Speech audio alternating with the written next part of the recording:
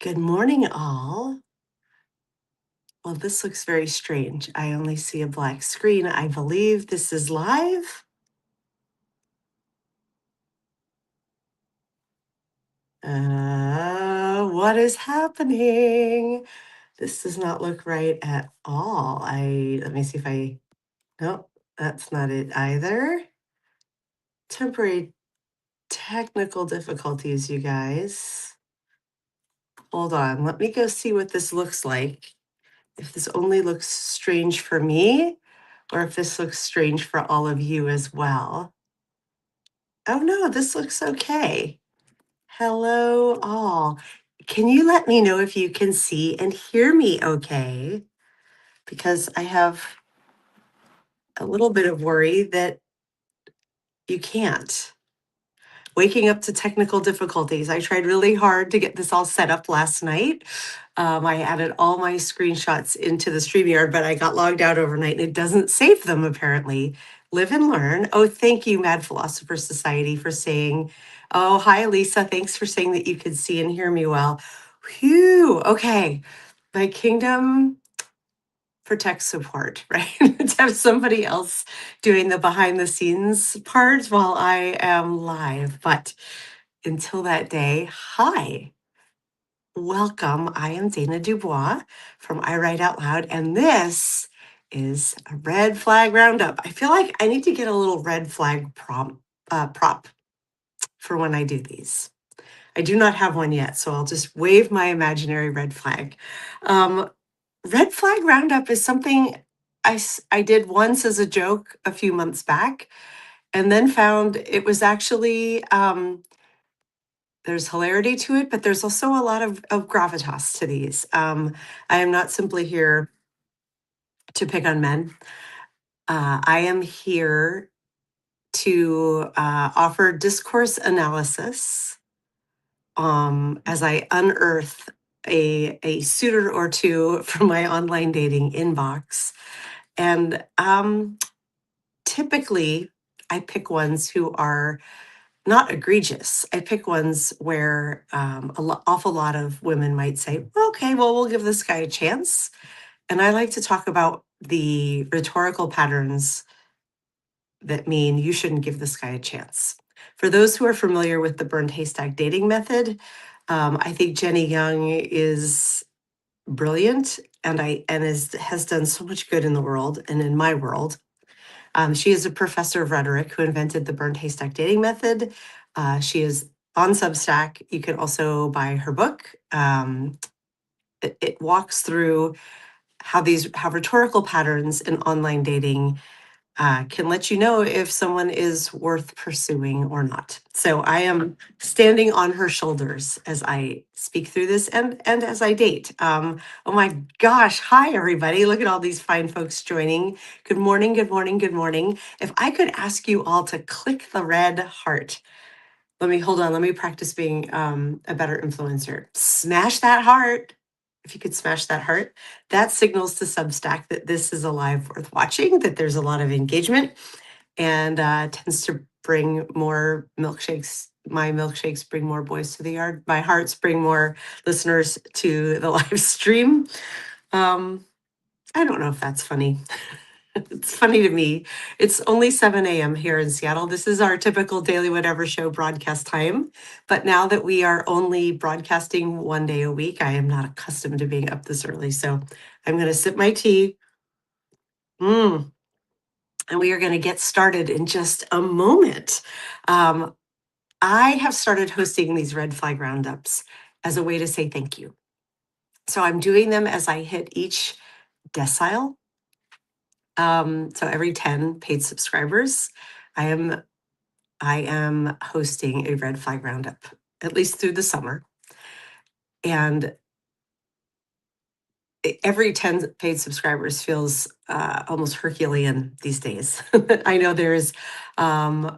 times are tough. I know that there is a lot of competition for our attention and for our wallets.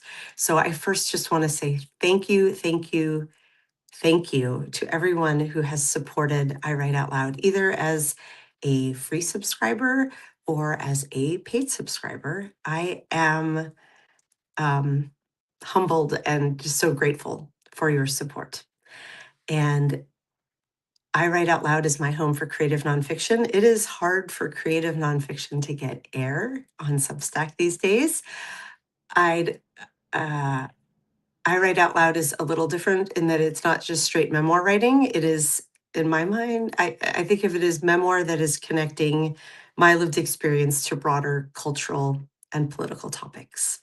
So, um, those of you who love storytelling, who perhaps are like me, also in midlife and in mid flight, and still curious, still seeking things from the world, and still feeling like you have another, I was going to say project, but it's more like an accomplishment, a goal, something you're still striving for, and that's getting you out of bed every day. You have not yet arrived.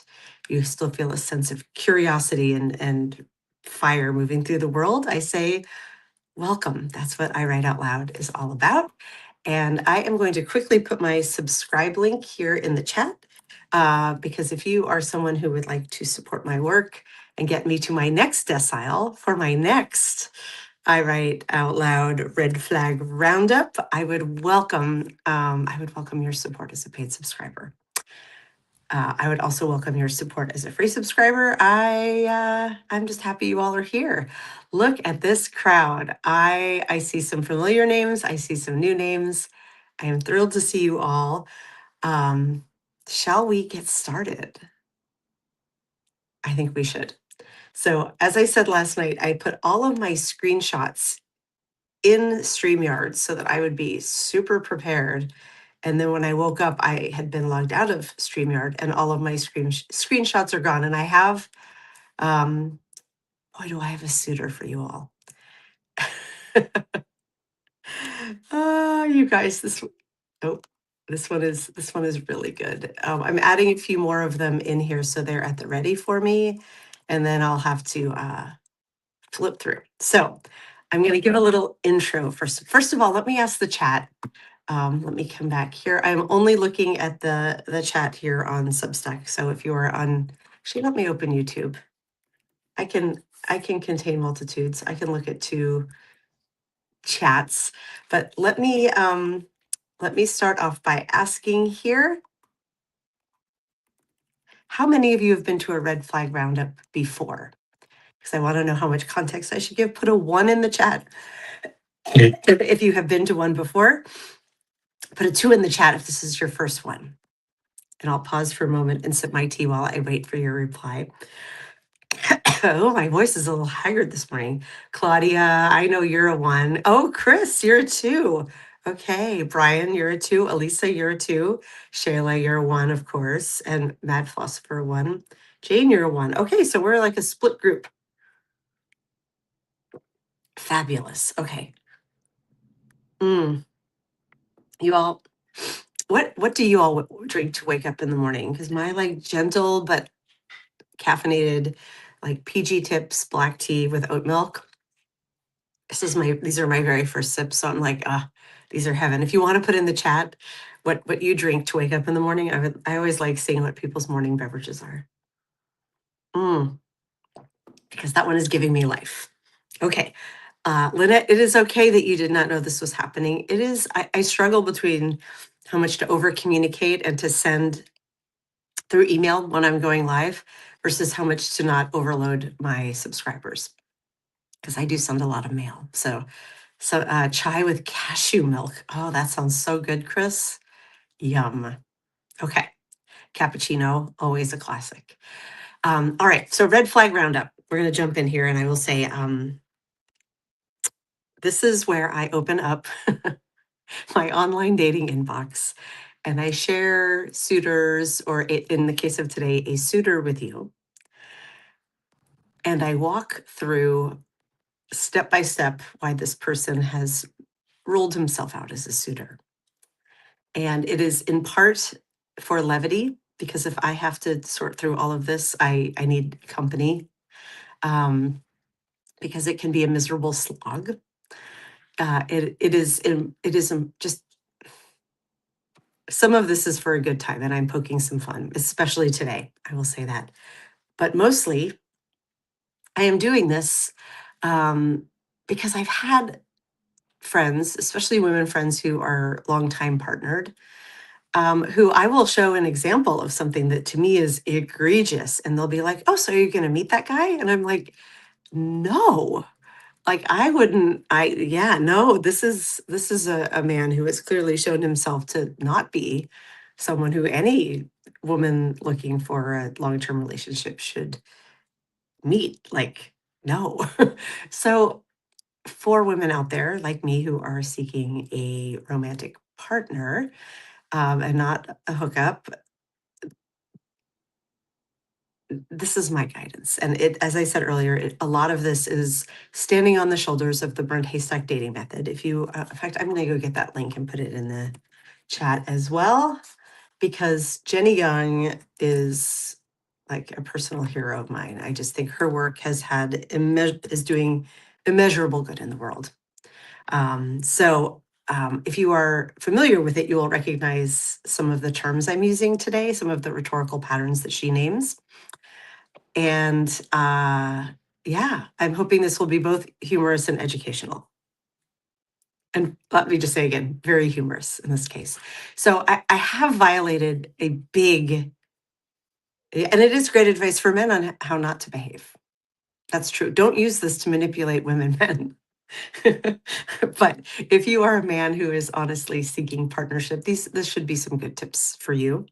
And please excuse my heteronormativity here, but this is my lived experience. So I acknowledge that, not everyone is seeking a monogamous heterosexual partner. I am. So with all of that acknowledged, I also want to give one more caveat, which is I typically, yes, there are so many narcissists on dating apps. You were so right, Elisa, including this man we're going to meet today. So I typically pick far more nuanced, um, like walking the line of okay examples to highlight. Um, the burned haystack dating method says if a man demonstrates any of these rhetorical patterns, but specifically some of the big ones, you do not give them a chance. You protect your time and your bandwidth and your heart, and you simply you don't just swipe left by her method. You're supposed to block them in the apps. So because the apps will recycle men if you just swipe left, which is no means no app. So if you say no, they should honor the no. But unless you block them, sometimes they can come back. So her kind of tagline is block to burn. So you block them on the apps and you never have to see them again. Poof. I did something that Jenny would not approve of. I am playing with my food, so to speak here. And I did it in part because I was like, oh my gosh, I just want to see what this guy is going to do because he will make a great red flag roundup one day. I have been waiting to hit which I should say, because this is a number I still can't believe, 220 was the number that I hit a few days ago. I know it. I love this number, 222. I like even numbers. So paid subscribers. My immense eternal gratitude to all of you. And yeah, we're gonna launch into our suitor. So when I rejoined dating apps, which I did recently, I find that like things have changed, and it hadn't been that long. It had only been a few months, so things hadn't changed as dramatically as when I've taken like years long breaks. But there's generally like a theme, a vibe, and my vibe this go around is recidivism.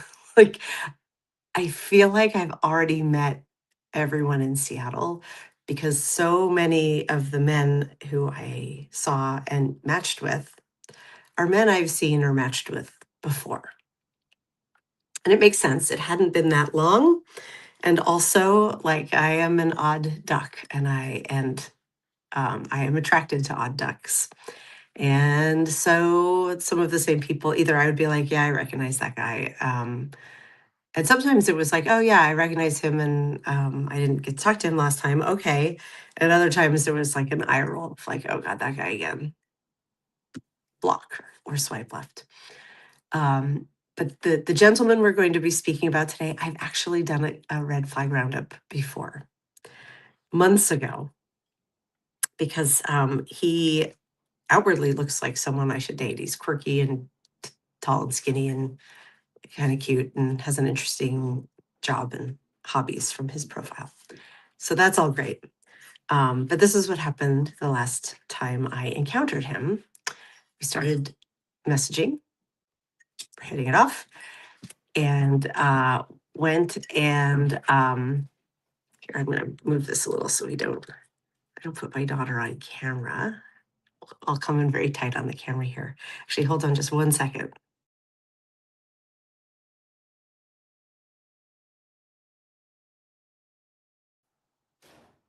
My daughter was leaving for work, so I wanted to say goodbye.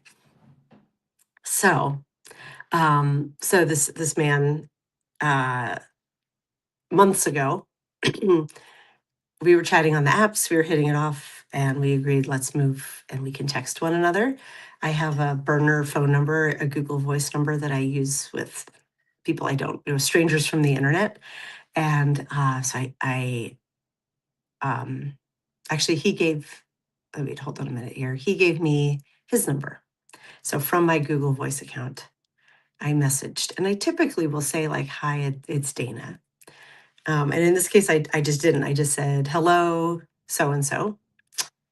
And he replied back and said, Emily or Dana? And I was like, okay, congratulations. You just disqualified yourself. Not that I think, men, people on the apps aren't messaging with multiple people. Obviously, we are. We had literally just connected, but like poor judgment. Like it was so. And then when I didn't respond, he backpedaled and was like, "Oh, I don't know why I said that. This is Dana. Obviously, hi, Dana." Da, da, da, da, da. And I was like, "Oh God, dude, don't even try to make this up." And so it's actually one of the most viral things I've ever posted on Substack. Was I posted a clip of that of me reading his Emily or Dana, and I forget how many tens of thousands of views it got, but it went pretty viral. So that was this gentleman, and here I see him again. I'm going to come back to the live and see. Yeah, ouch, total, total, like, ew. Just it's disrespectful, right? Like it just shows he had poor judgment. At this point, I'm going to pause because I'm realizing I know his real name and I don't want to say it, but I need a name as I'm talking about him. So I'm going to ask you, the audience, to come up with a 2-syllable name ending in ER. Put some in the chat and I will pick one because I need a name so that we can talk. So I don't have to just say the dude or whatever. I am, if you all don't say one, I will come up with one, but I think it'll be more fun if you name him and don't say like loser or Roger, Turner, Roger, Franklin. Oh, a couple Rogers, Peter. Look at all these Rogers. Dexter. These are all great names. The Rogers have it. That's 3 in a row. Oh, Hunter. I like Hunter Biden too much these days to name this poor guy, to name this idiot after Hunter. So we're going to go with Roger because I think Roger is kind of a silly name, anyways. Mm. So, Roger, I see Roger. I think it was on Tinder. Tinder provides the worst of the worst, which I shouldn't be surprised by. Oh, and for those of you who haven't met Kira or who would like to see her, she got groomed yesterday, so she's looking especially cute. Hi, baby. So what happened here is that when I got out of bed, she hopped into bed with my child, and then the child just left. So she is now ready for her treat. Okay. Hopefully she leaves us alone. Tinder is the absolute dregs. Oh my God. I have a friend who met her husband on Tinder. And so I was like, I'm going to try it. I'm sure it's not as bad as it used to be. It's probably not a hookup app. And so, oh no, it's bad. The very first person who messaged, like did it impulsively before going to bed and then woke up in the morning to my first message, which just said, "You are hot as fuck." That was all it said. And I was like, ew, you guys, no. And also, like, would that all of these men shooting their shots in the most ridiculous ways were actually hot enough to make it amusing, but none of them are. They're so confident. Anyhow, we're going to talk about Roger now. Let me come over here to StreamYard because this is what we do. I'm going to scoot the window closer to the live. Okay. I have 11 screenshots here. Okay, it looks like it's popping up on the stage, but let me check here and make sure you all can see it. Sammy says, Dana, why didn't you answer Emily and mess with him? Sammy, it's because I was being a literal burned haystacker. I was like, you block to burn. They do something dumb and you're done. But I did not play with my food because it's not nice. But sometimes we must amuse ourselves, right? And yes, you're right. So I did play with them here, though, Sammy, and I think you will be delighted by what's here. Okay. So, and we should keep track of some of the timestamps on this will be interesting as we go. Oh my gosh, Jason and Jess Odell, the siblings meeting on my live stream and saying hi. That makes me happy. Okay. Oh, Alyssa, Roger's such an idiot, but you have to just wait. You're gonna love this. So Roger leads with, hi, Dana, you have wonderful taste in eyeglasses. I do have wonderful taste in eyeglasses. This is a lovely first introductory line. I'm not wild about ones that are commenting on my looks. Any hey beautiful, hey gorgeous, and I delete. But things or like, you know, I get on Tinder a lot of just like eyeballgy heart emojis or kissy faces. Like anyone leading with one emoji is like, no. Sammy, it's Emily. I'm just sitting here with my voodoo dolls. That would have been hilarious. Um, so wonderful taste in eyeglasses, or you have a beautiful smile. I get that a lot. And those are really nice compliments. So I just say, Roger, we meet again. Because I'm just going to call it out at the beginning that I already know him. Did we meet before? And this was months ago, to be fair. I like to think I'm pretty distinctive looking, but I've had men say to me like, "Oh yeah, we've spoken before," and I'm like, I feel like that episode on Sex and the City when Samantha is like mid fucking some guy and he's like, or maybe right after, and he's like, "Well, yeah, we've hooked up before," and she's like, "Oh my god, I have to leave New York City because I've already slept with every man here." That's I feel like sometimes I've met every man on the apps, but he says, did we meet before? And I say, oh, yes, it was one of the most hilarious online dating fails ever. I probably still have a screenshot somewhere. Sometimes my dog needs more than one. Here we go. Here we go. So, how so? Please expound. And I'm like, there is part of me that's like, is this guy going to let me, let me say things like that and keep going, or is he just going to run off? And to his credit, he did not run off because there is a very small part of me that's an optimist in this conversation and is like, wouldn't it be great if he ended up being a good guy? Because yeah, my bar was sort of a um, like like recent heartache. It would be nice to have a cute guy buy me a bourbon, and just that was my bar. However, mostly I was playing with my food because I recognized that this is not a viable suitor, even at a very low bar. And Jane, yes, my dog has trained me very well. I recognize I should not keep giving her these treats. And also, I'm hoping Nature Naz sponsors my podcast. I'm kidding, but not kidding. I don't have the bag here today. I usually make a joke about showing it. It keeps her quiet and happy. And now that I've done this, if I don't, she'll bug us the whole show. So, how so? Please expound. Roger wants to know how we have met before and why he was one of the worst fails of all time, which way to go, Roger. So, oh no, hold on a second. I was worried about this. It appears I'm missing one screen, but well, now I'm bummed because I was very careful about numbering these last night. Let me just do a quick check here.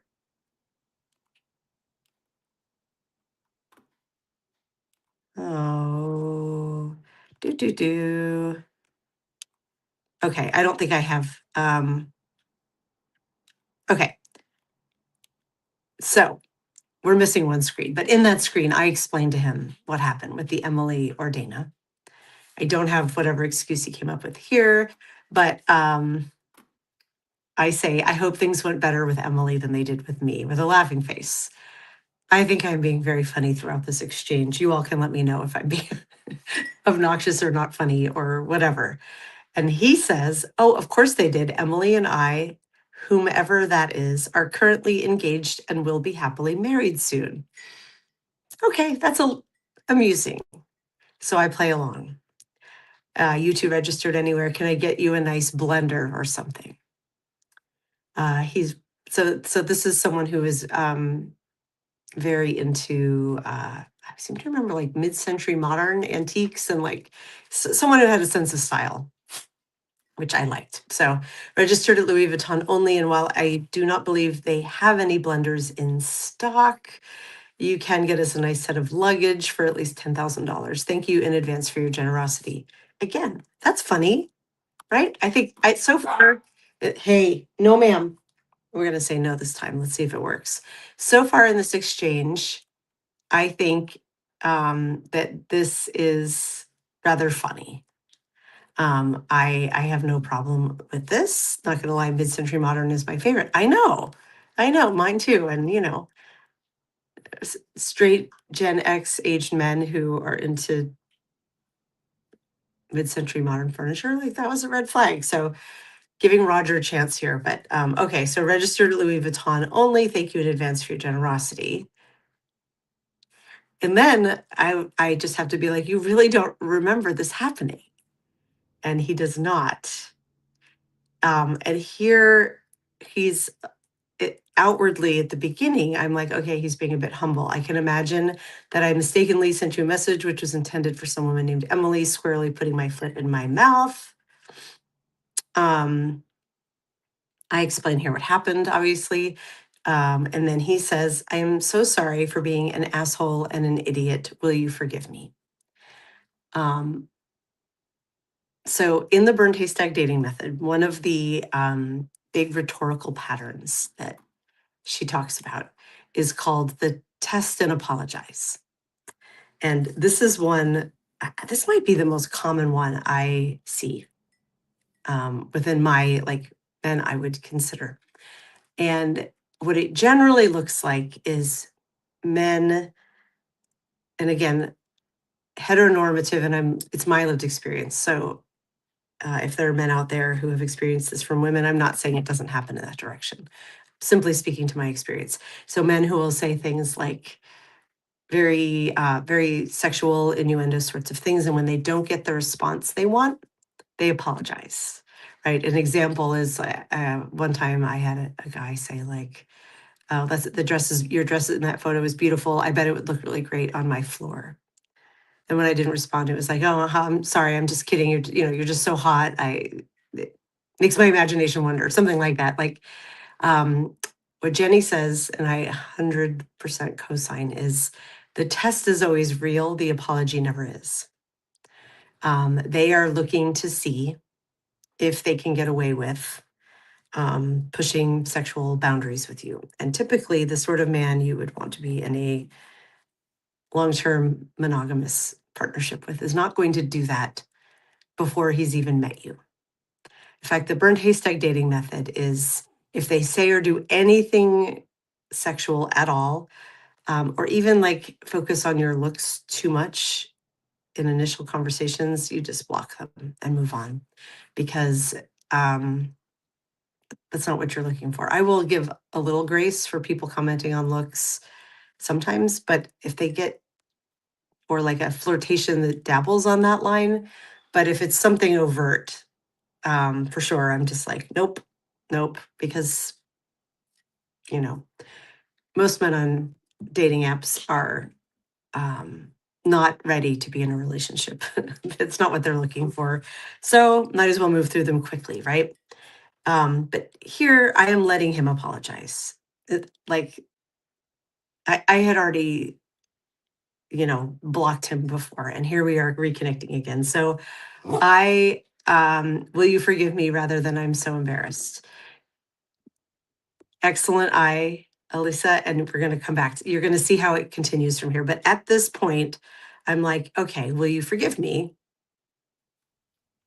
I say, I was like, okay, well, again, I know I'm playing with my food here. I know that this guy, like the Emily or Dana thing was pretty egregious. The odds that he's going to rebound from that are slim to none. So we move on to the, okay, move on to the next screen. I replied, Emily or Dana, I just looked in my phone for someone named Dana and did not find you. I, I'm sure he never saved me to his phone. We had like one exchange and then I disappeared. And no Emily. So he has no recollection of this at all, is what he's establishing.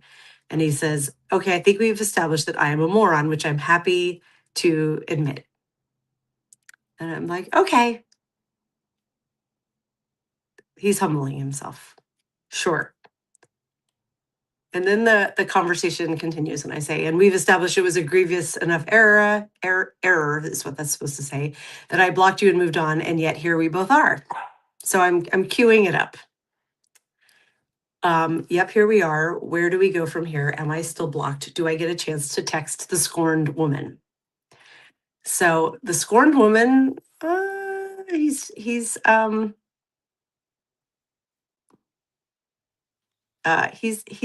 putting a little bit of that on me, the scorned woman, but it's still a little funny to me at this point.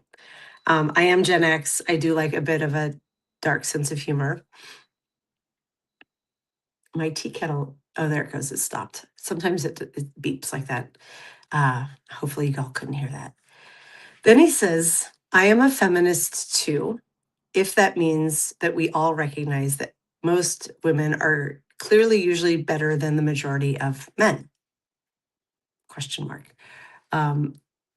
That statement, out of the context of everything else, I'm like, that's funny to me. I like that statement.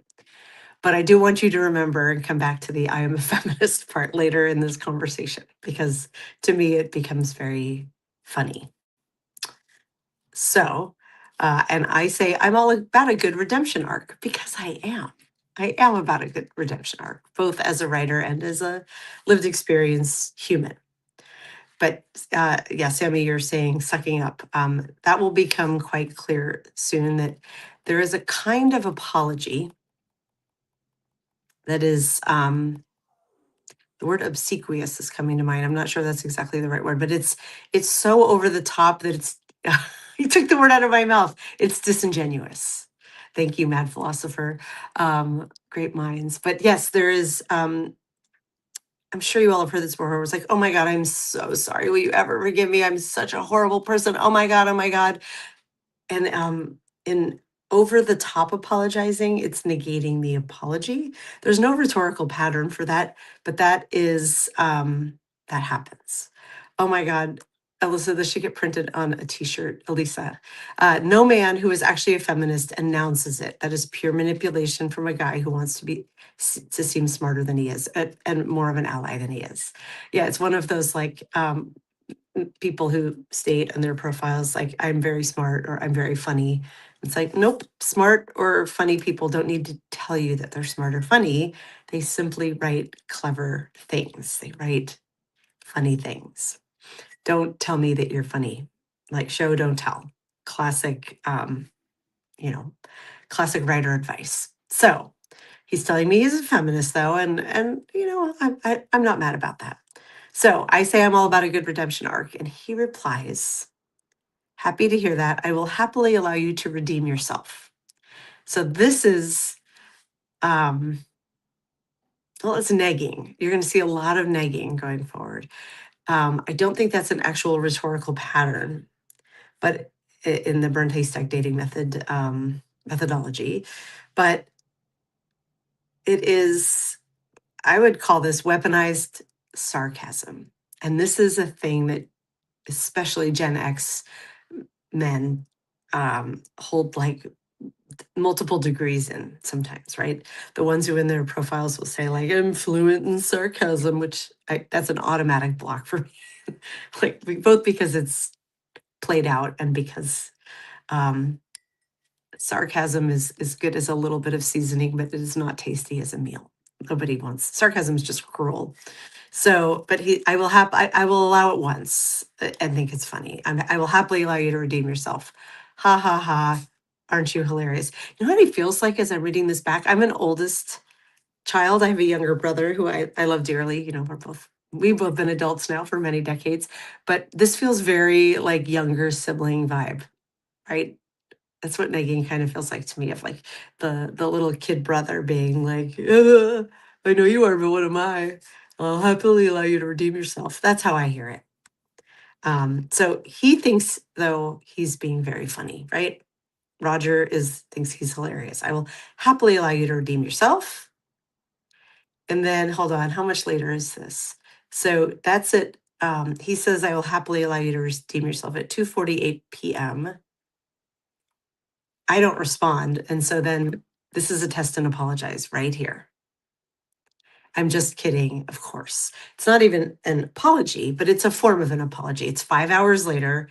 I have stopped responding because what he wrote was annoying, or I was busy, I don't know, doing things, but it was intentional probably if I went for that long. So I respond back in kind, of course you are. I can play Gen X. I'm fluent in sarcasm with the best of them.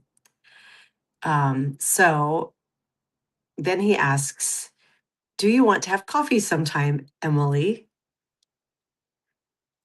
This is also negging. To my brain, this is very funny. It probably shouldn't be. That's probably not healthy. But I think that that is kind of hilarious that he is pulling back the old joke that he has hyper apologized for already, and said, do I want to have coffee, Emily? And I am always pleased when someone moves the conversation from chit chat to like, let's meet and have a coffee. And again, frame of mind.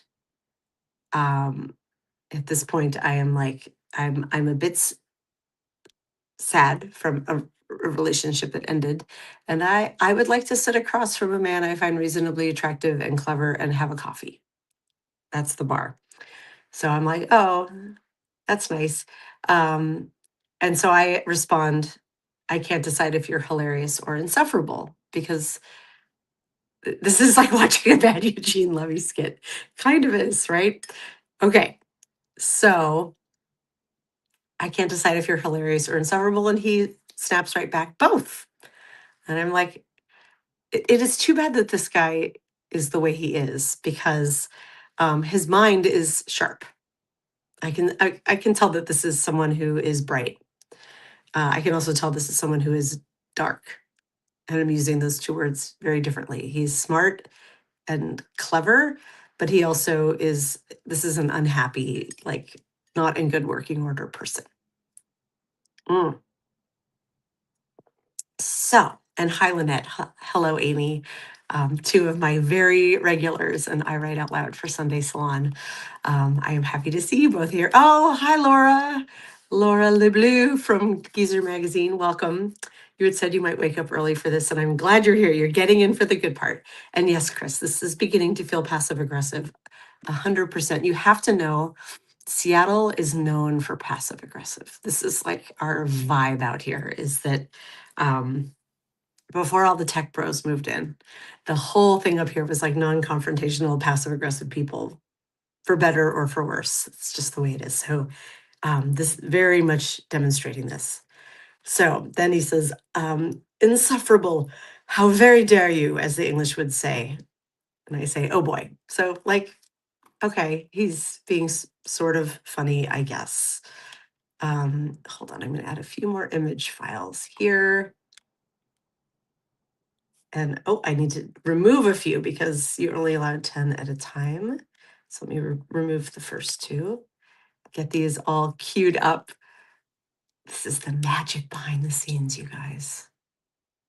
As I said, one day, one day when I write out loud enterprises makes me a media creator mogul, I will have a team of people doing this so that I can focus on the delivery and not the behind the scenes stuff. But we are very far from that right now. Thirsty for attention. Yes, Stuart, this is a very thirsty for attention person. So I'm going to move to the next screen. He says, can't you tell, comma, unnecessary comma, that I am the wittiest person you have ever met. And I say, you certainly make for a good punchline. You all, I must amuse myself. So please admire me on it's, I think this was a Saturday by then. Hold on. This is the 26th was a Friday. So this is Friday night, I think. So you certainly make for a good punchline. So I am digging in here pretty hard. If I thought this was a viable person, I would not be this sharp. This is me also being fluent in sarcasm. You certainly make for a good punchline. I think that's supposed to be, if you cannot recognize my charms, then it is fine not to meet your loss. Um, Audience, what's he doing here? 'Cause I think you all should recognize what this is. Thank you for saying you love my show, Sue. I love you being here for my show. I'm very grateful that you're here. Um, this is so painful. Yes, it is. It is. Okay. So this is a form of negging also, and this is very passive aggressive. If you cannot recognize my charms, then it is fine not to meet your loss. So uh this man is like, again, I am playing with my food. Normally I would have swiped left a long time ago. I'm here for the plot, as the kids would say. I'm here for the plot. So I say, if I didn't see the charm, I wouldn't keep responding.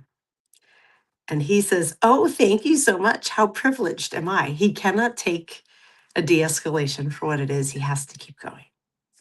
To be fair, I am escalating this as well, right? Like, I'm not being kind to him, but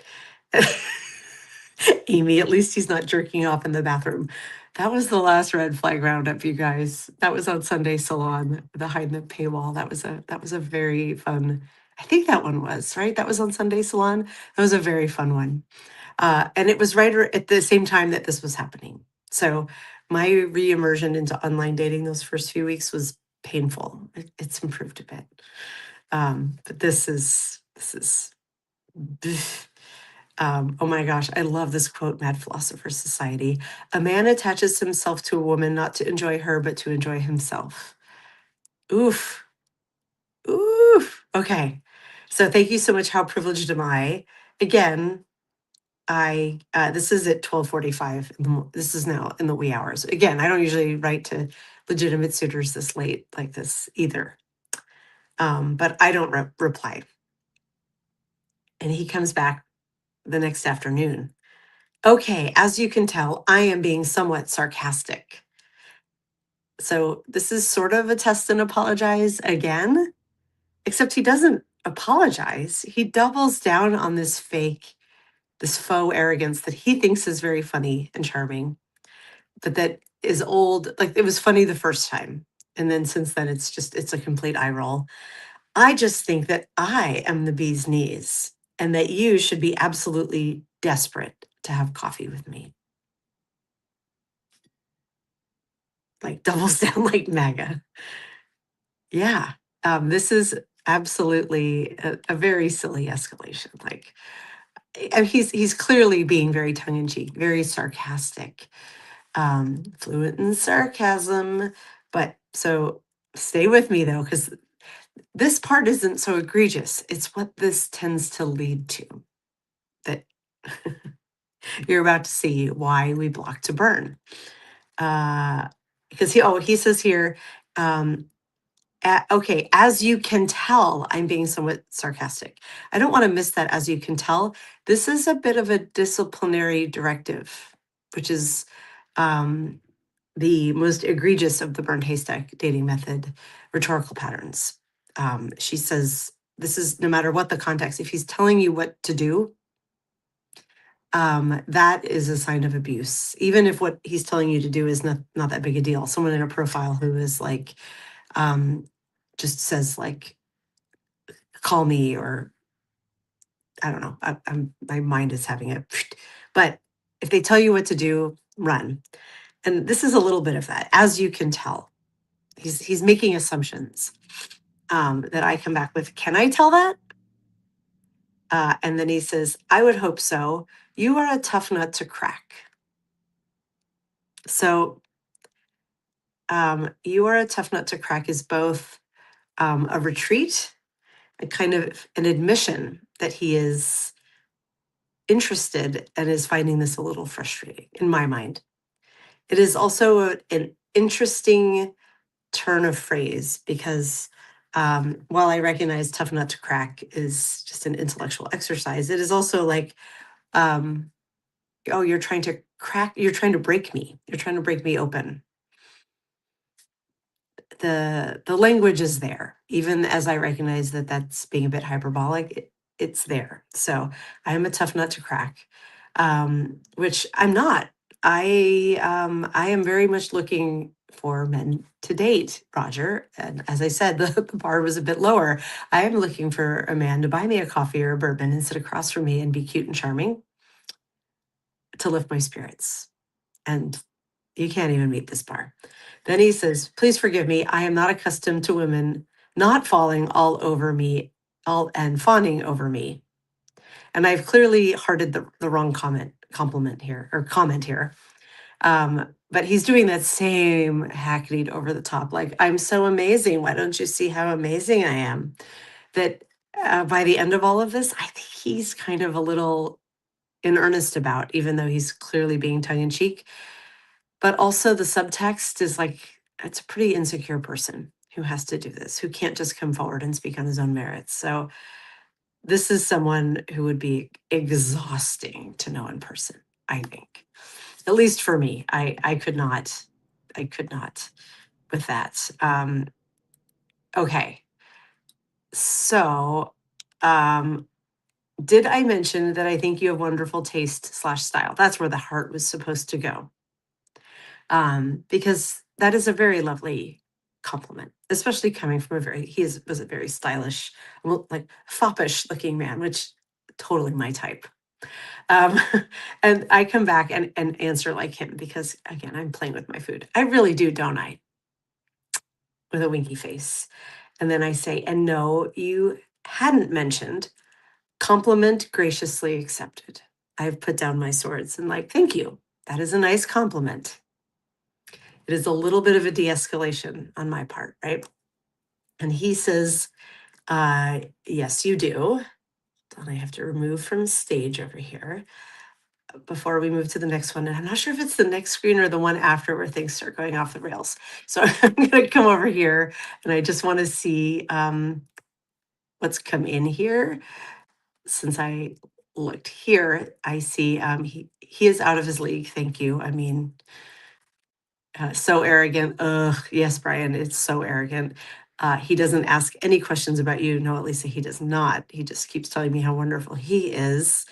Um, he is out of the league and thinks he is in it, giving directions like he's an authority. Yes. Exhausting is the proper word. I agree. And he is egocentric, a personal failing. I don't like egocentric. Yeah, he actually no. You're right. He's just an ego. He's very egocentric. Okay, so let's come back to StreamYard because I'm trying to remember when things start really falling apart. I think it might be this next screen. Okay, wait. Oh, okay. So compliment graciously accepted. So he has complimented my style. He has not made any comments about my physicality, like the way I look. He's just complimented my glasses and my style. So now we're going to move into this next one. Yes, you do. And he says, if we ever meet, will you promise to wear your purse strap across your chest? I always wear a crossbody bag. And in one of the photos, I'm wearing a bag. Sorry to be fresh. Just very old fashioned language. Not normally a boob guy, but your purse strap just kind of did it for me. So he sent that message so it's 7:37 p.m. So I do,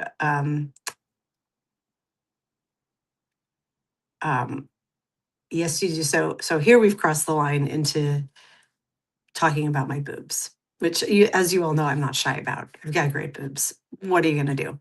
And yes, they tend to be attention grabbing. I'm trying to, will you promise to do this? Sorry to be fresh. Test and apologize. There it is again. He's testing and he's apologizing and he's giving the reason. Your purse strap just kind of did it for me. It's this whole like, sorry to go over the line. I couldn't help myself because something you did made me say something really inappropriate. Do you hear that that's what he's done here? He hasn't just made things sexual, he's blamed me for having the audacity to carry a bag, a crossbody bag. It's my fault that he could not help himself but blurt out some two inappropriate things. The purse strap across your chest, he's keeping it a little neutral by saying chest, though not really, but a little. And then he's saying, oh, not normally a boob guy, but the purse strap did it for me. So he's also letting me know that while I have great boobs, he's not really so into that. Do you hear how double-sided, how like the nuance of like the depths and levels of egregiousness here? I'm gonna come over here to the chat and see what you're saying before we keep going. A whole bunch of vomiting. Thank you, Miss Hughes. Blames you for making him a dick. Exactly. Instant block. I'm playing with my food, so I have not blocked it. How old young is this guy? 59. He's 59 years old, you guys. This is not a child. This is a he wants so badly to be Willy Wonka. Oh my God, Mad Philosopher, you're going to need to explain that comment because I don't quite see it, but I want to know what you mean because I'm sure you have a very funny tie in there. No, I will keep my purse strap free to strangle you. That's a very good answer. Um, I will wear my purse strap over your mouth so you cannot say the stupid shit. These are great answers. See, he's objectifying your body like he is scanning a Playboy magazine. Dude needs yeeted into the sea. Oh, I yeeted him into the sea. I did the worst thing I could do to this guy in the end. Well, I don't want to give away the punchline. I'll do just a little. Ignoring him was the worst punishment after this.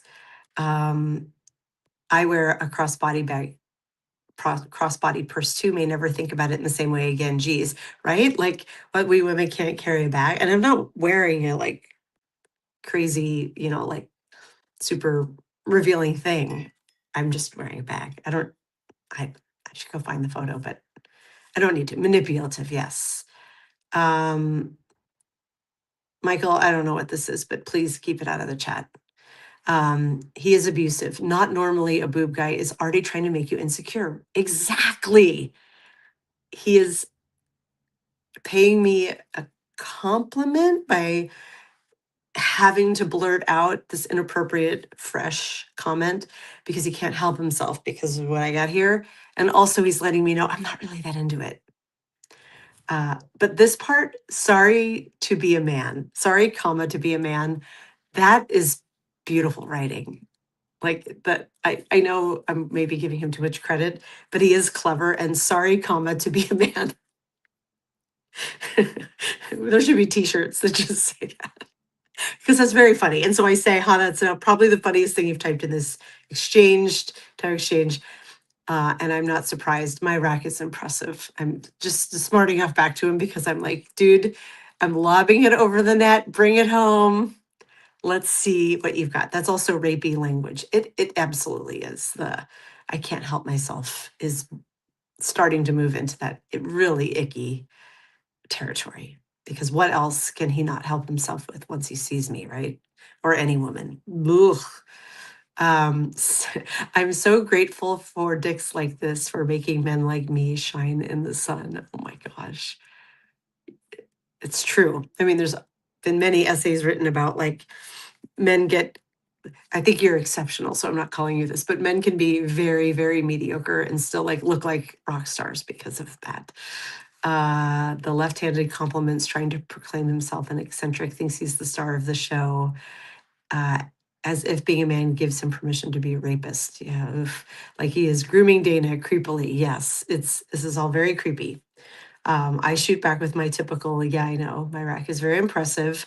And here's where things really devolve. You ready, guys? Okay. But you did not answer my question. Will you wear a purse for me? Or, comma, allow me to fondle? At the word fondle, he's lost me. Now we're over the line and I stop responding. This isn't funny anymore. And then test and apologize again, you guys. I am kidding, parentheses, about the fondling. The word fondle is so gross. Can we all agree that that word just sounds lecherous or maybe fondle? Like, I can't think of any context in which I would want a man to say, I would like to fondle you.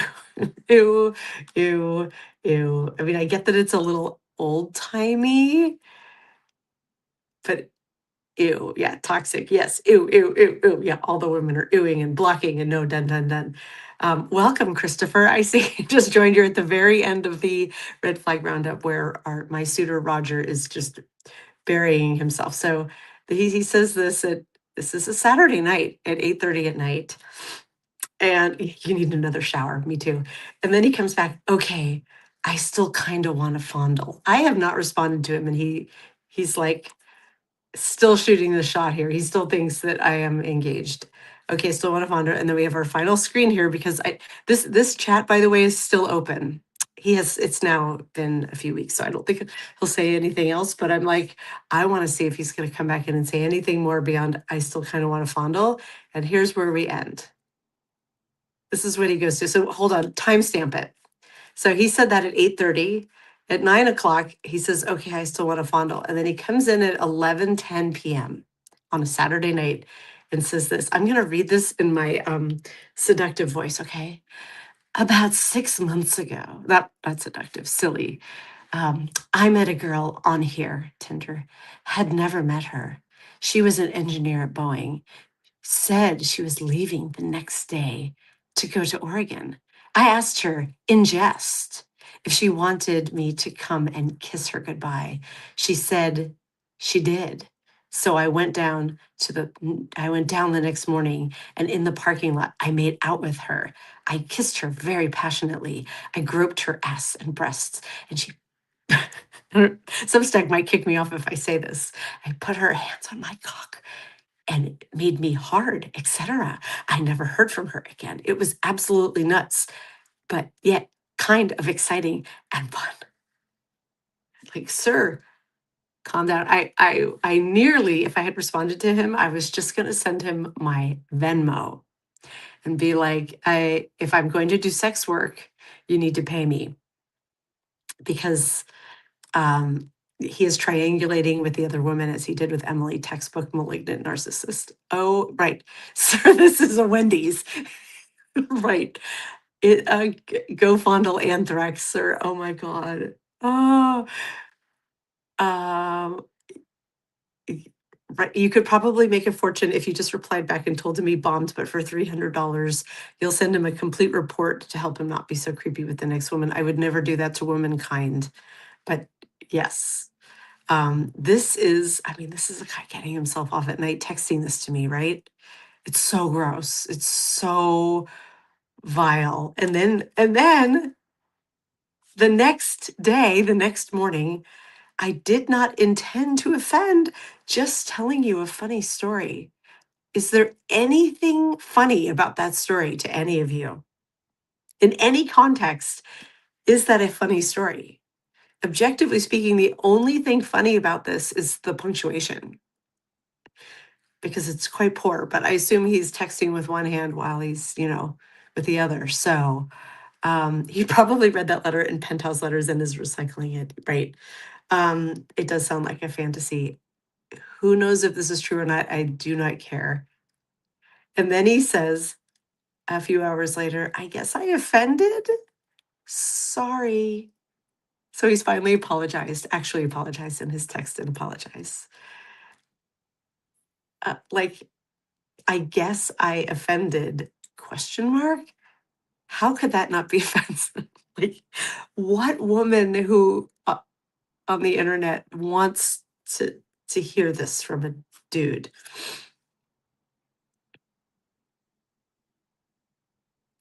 I'm speechless. Like, I guess I offended. He is not apologizing. He's trying to bait you back in. Of course, the test and apologize, but this was this test was like next level. So the moral of the story is, If you play with your food and you let the ones with the lightly egregious behavior proceed, then you get to really see who they are.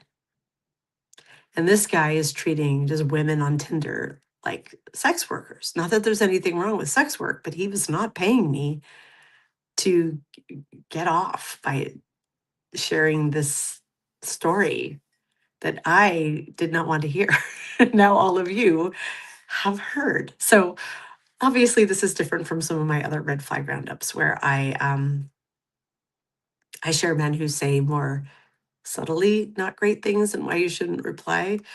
This one, this one was just too good not to let him keep going and not to share. I was literally like, come on, I need to get enough paid subscribers to do another red flag roundup. I have to share Roger here because this one is like one for the record books. My friend, right after this happened, I met my dear friend Jennifer. She's like my karaoke friend. So we met at our little Chinese food dive bar slash karaoke joint. And I told her about this guy and the last one who ended up probably, yeah, jerking off in the bathroom. I don't, he sent a photo that was not a full on dick pic, but it was not great. So I was showing these to her and she was like, she does like indie theater here. And she was like, will you send me these screenshots? Because I think I want to work these into a script. So she has them. We'll see if they end up getting worked into a script at all. He is definitely on that Rape Academy site. Oh God, I hope not. But yeah, he is getting off writing his fantasies with someone reading it. He is best directed to a 900 number service. Yes. I quite literally nearly wrote back with my Venmo, but I was like, no, I'm not engaging with him anymore. I am not, yeah, I'm not going to do that. That's not funny. But um, ladies and gentlemen, this is what my dating pool looks like. Thankfully, they're not all quite like this, but they do make for excellent, excellent red flag roundups because I thought Roger was just the bee's knees, Roger. You are the bee's knees, as you stated earlier. Thank you all for coming. I will host a red flag roundup at least through the summer. Every time I hit a new decile, I hit 10 more paid subscribers. I am 8 away from my next one, and I am going to put my subscribe link here in the chat. There is no pressure. I would absolutely love you to all be here as a free subscriber so that you find out when I'm hosting lives like this. You can read my writing, which is nowhere near the quality of Roger's writing here. I kid. Every Monday, I come with a new essay on I Write Out Loud. It is creative nonfiction that speaks to larger cultural and political issues that we women moving through midlife and men moving through midlife may encounter. So if you found this relatable, I would welcome your support as a free or paid subscriber. I will hopefully be back with another red flag roundup soon. I have a whole folder on my phone full of screenshots. None as good as Rogers, though. This might be one for the ages. Darvid, I'm sorry you missed the meat of it, but I will post the live very soon. Thank you all. Lawrence is live right now. If you go pop over, in fact, I interrupted. I'm going over his a little bit, but go follow Lawrence Winterman, and he's talking on far more serious topics than this. But this was so fun. So thank you all for being here. I love you, mean it. I will be doing my I Write Out Loud. Sorry about my essay this week, which is about Botox. It's about beauty standards and the things that we women do. Kind of a nuanced take on why we can both resent and appreciate partaking in beauty standards and things like that. There is the link to it, but I'm either going to be live Wednesday or Thursday at 5 o'clock. I need to go schedule it. My kids might be in the house Wednesday, so I might do it Thursday, but I will post it today. You will see the calendar event go up, and I will post it as a note. So would love to have you all at that live as well. I would love to have you read my essay and restack it. I love you, mean it. Bye all. Oh, wait, I have to end it in StreamYard, not just close the window. Bye.